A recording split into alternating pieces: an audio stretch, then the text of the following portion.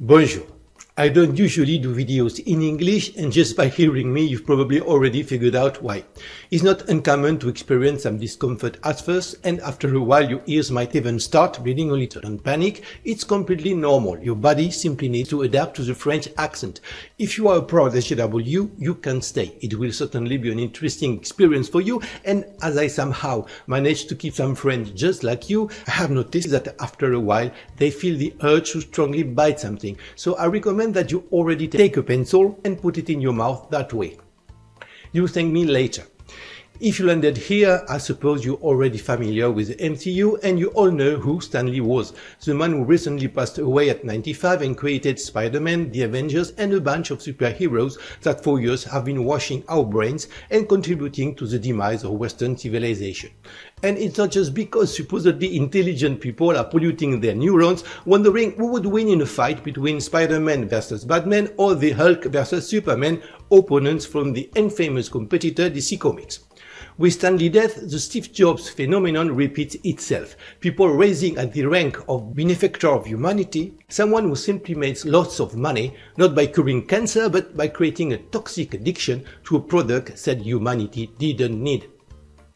Still, both were brilliant minds and visionaries. When you encounter this kind of profile, do not ask me why, but it's how it is.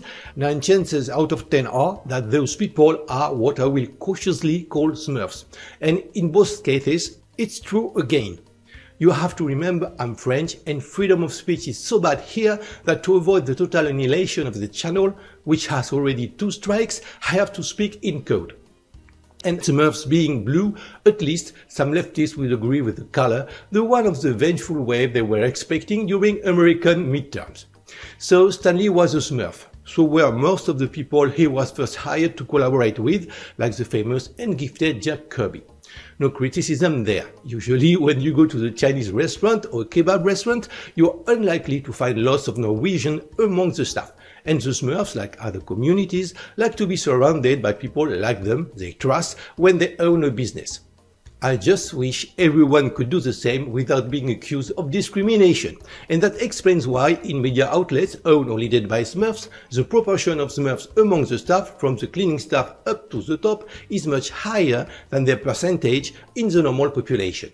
Don't get me wrong, I have nothing against Smurfs. Most of the ones I know are nice and clever people with a good sense of humor, and I have no problem with my doctor, my dentist, my lawyer, or the man who sells me clothes being a Smurf.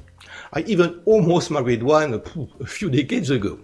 Some will see the implementation of those toxic addictions in our societies as a Smurf plot that would aim at the disintegration of any civilization based on Christian tradition. In their defense, it's true that at first glance, the fact that under each and every pebble we might turn over on the slope of our degeneration, we find people like Soros and consorts could tend to accredit this thesis, even if it would be dishonest to associate all their co-religionists to this deleterious project and not to take in consideration that they are not the only ones to act in concert to push us in this direction.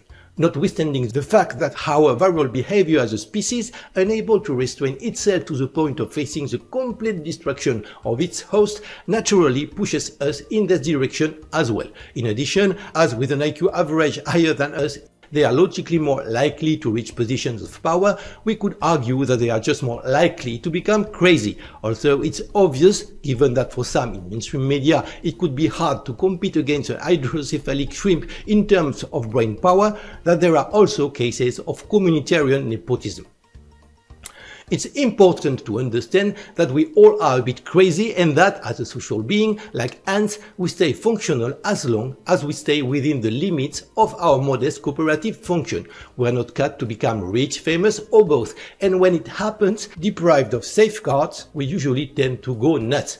For Smurf, it's worse. Remember, they invented the shrinks, and each time I see a Smurf character on a TV show, it goes to therapy at one point or another. Because the Smurfs are a tribal and internal community, a collective being that never dies and never forgets, all Smurfs will carry forever the burden of the trauma thrown upon their shoulders when some Nazist gargamel they never met put some ancestors, who are for most of them already long dead, into camps. So as soon as they become public figures or influences, even as a simple teacher, they become potentially toxic, looking for Nazis everywhere and making our entire society look for them as well, while ignoring the real dangers that threaten us. Of course, some Smurfs are bad people and do it on purpose, but Stanley seemed to me like a genuine nice guy and not a Soros type at all.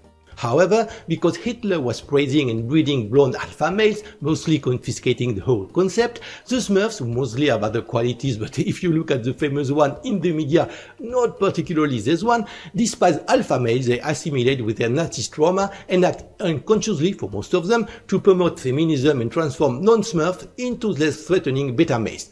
What did Stanley do? Exactly that. Spider-Man? A nerd and a beta male who gets bitten by a radioactive spider and is endowed with powers he has not deserved nor earned that allow him, among other things, to take revenge on the alpha male of the story who happens to be blonde, Flash Thompson, portrayed as a nasty bully. Captain America, a homunculus complex by his morphology who is injected a serum and becomes a super soldier ready to fight, guess what? Nazis. And then he gets frozen for decades and, waking up, also living in the past like the Smurfs, he continues to fight against Nazis or Nazis ersatz like Red Skull or Hydra. Thor, a sickly doctor with a limp who finds a stick that can be used as a cane during the day and can turn into a hammer, giving him the powers and appearance of Odin's son. Daredevil, the Hulk, it's a long list.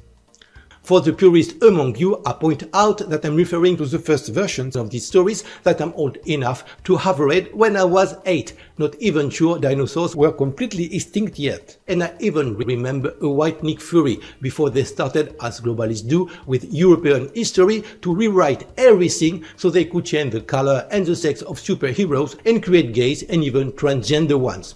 Kids should always be given something new to dream about, yeah! Still, the visionary message conveyed and taken up by the current virtual epidemic responsible for us having our asses kicked in real life would be something like, no need to exercise and get concerned with a reality that doesn't exist for you don't see it, just lay on your couch eating crisp while reading comics and hoping that a benevolent spider will sting you.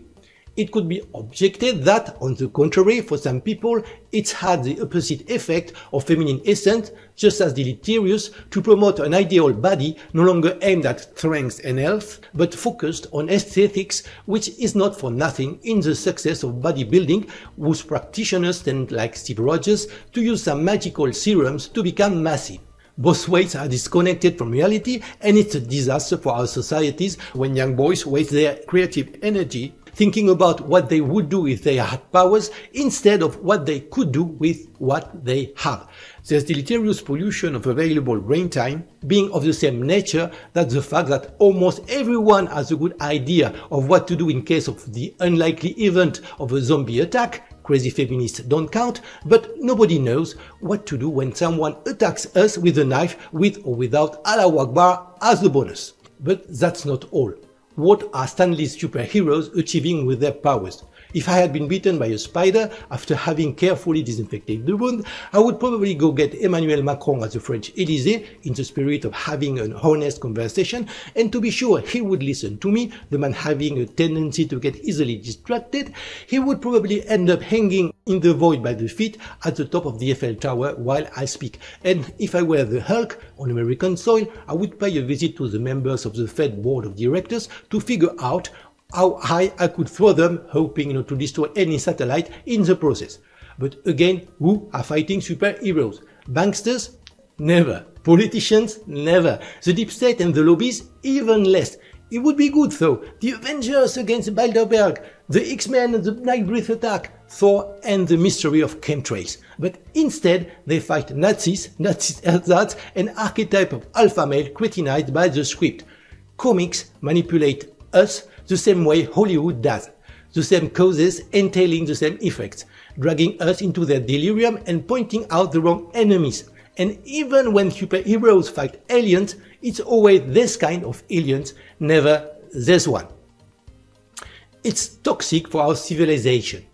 The first time I read Thor, from the age of my 8 years, I was in a black rage, because by introducing God into the mix, they had destroyed the pseudo-scientific substrate that ensured the coherence of the system. It was also, in passing, a devious and subliminal way to undermine a Catholic faith some Smurfs are not particularly fond of. In principle, fairy tales and magical thinking are more suited for the female thought pattern, women being, for example, more attracted towards astrology and the astral plan than men, who reason differently, and the feminization of boys aiming to make them awake dreamers when, in contrary to women, they won't benefit from the experience of motherhood. To give them the salutary slap that will bring them back to earth is not a good thing. But that wasn't still enough, so they added the one thing that would make the whole shebang to be nothing more than fairy tales. Magic. Hello, Doctor Strange. So that Disney would buy them at the end makes total sense. I understand that for lots of people, Stan Lee was a nice, brilliant guy, and maybe he was. But as do many Smurfs, when they get a chance to be public influencers, he managed to make us weaker by finding out an addiction that would change our way of thinking. All these addictions together making us incapable to do what we usually do best, building and maintaining a civilization. Thanks for listening till the end, despite of the many syntax mistakes I probably made. And if you really enjoy comics, I hope I didn't ruin it for you. That was probably a one-shot, because this particular topic is not one of the most popular among French people, and I wanted to address it anyways. So I did it in English as a challenge and an experiment, but let me know what you think and maybe I'll do more. As I speak a few languages, I also translate videos of clever women from all over the world. The link of the original version, often in English, is always in the description below. So check it out or maybe subscribe, for even if I don't do it again, you can still find plenty of English content in this channel and perhaps discover from time to time some often pretty English-speaking conservative women you didn't know existed. Au revoir!